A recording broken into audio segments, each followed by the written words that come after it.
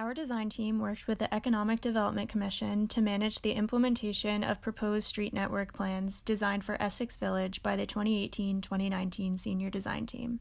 These plans aim to improve pedestrian and bicyclist safety and mobility while preserving the village's historic charm. In order to accomplish these goals, we developed an implementation plan to manage the execution of the design plans to the local network temporarily and with minimal impact. The areas of concern for this project consist of the traffic circle at the beginning of Main Street, Pratt Street, and Ferry Street. The traffic circle at the beginning of Main Street, as it stands, currently has been a cause for concern for many residents and tourists alike. It is loosely used as a roundabout, however, also has no structural or real traffic maintenance features to make it a safe intersection. Main Street has parallel parking throughout the street and is one-way until it intersects with Ferry Street, where it becomes two-way. The whole street becomes two-way in instances of flooding. Users often complain of the dangers and difficulties of parallel parking, crossing the road, and bike riding. Ferry Street is a one-way with limited parking spaces, no pedestrian accommodations, and is prone to flooding at the intersection with Pratt Street. Pratt Street is a one-way that has limited parking, no pedestrian accommodations, and is an access point to the marina. The intersection of both Ferry and Pratt also does not have a crosswalk. We prepared an implementation plan for the proposed design, which included alternative options for the cost, timeframe, and community engagement of the project. For this implementation plan, we would utilize tactical urbanism. The three main tenets of tactical urbanism are that it is a low-cost, temporary, and scalable strategy to physically demonstrate potential improvements to a road network. The differences in cost would come mainly through cost of materials.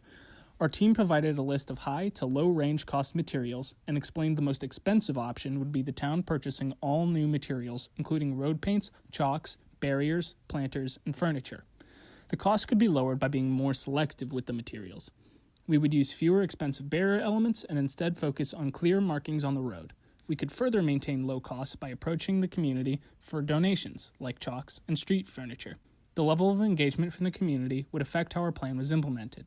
This project could be carried out either by Public Works, the community, or a mix of both. Public Works would be necessary for ensuring any lines are up to code. The community would then be able to get involved in the more enjoyable aesthetic aspect of the project. We would also be approaching members of the community for their feedback. We had two alternatives for the time frame. Both involved short information gathering periods before and after the demonstration to garner data and public opinion. The only difference between the two is that one involved a 30-day demonstration period and the other involved a longer 60-day demonstration period. The shorter period would be easier to maintain, but the longer period would allow for the community to spend more time with the new changes to the road and become more comfortable with them. The plans we presented offered installation options for additional crosswalks, bump outs, a pedestrian refuge, traffic circle improvements, and angled parking. After careful consideration of the alternatives, the planning committee and the project team came to a consensus on which approach would be most effective for the cost, timeframe, and engagement. The project would take place for up to 60 days to allow for ample time to observe the public feedback while still having a temporary feel. The financing of the project would be a mixture of the town budget for necessary signage, durable barriers, and public works services, combined with donations from local groups and materials that could be made or purchased on a very low budget.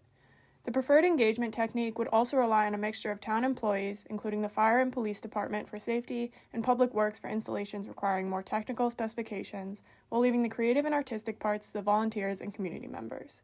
We planned for engagement with local arts and garden clubs, as well as the local high school students who would commit community service hours to this installation. The project team presented this proposal to the community at a town hall forum and heard feedback on the idea and the features that they wanted implemented. With feedback from the fire marshal, we modified the proposal plans and decided only a few elements such as the bump outs, sidewalks, and crosswalks would be implemented during this trial period, and the other features may be tested at a later date. Due to the COVID-19 pandemic, the Commission decided that it is not feasible to complete the demonstration portion of the project. Tactical urbanism is a very hands-on project that would have required a number of volunteers from the Essex community. Though we are unable to complete this part of the project, we are confident that Essex Village will be able to carry out our implementation plan at a later date.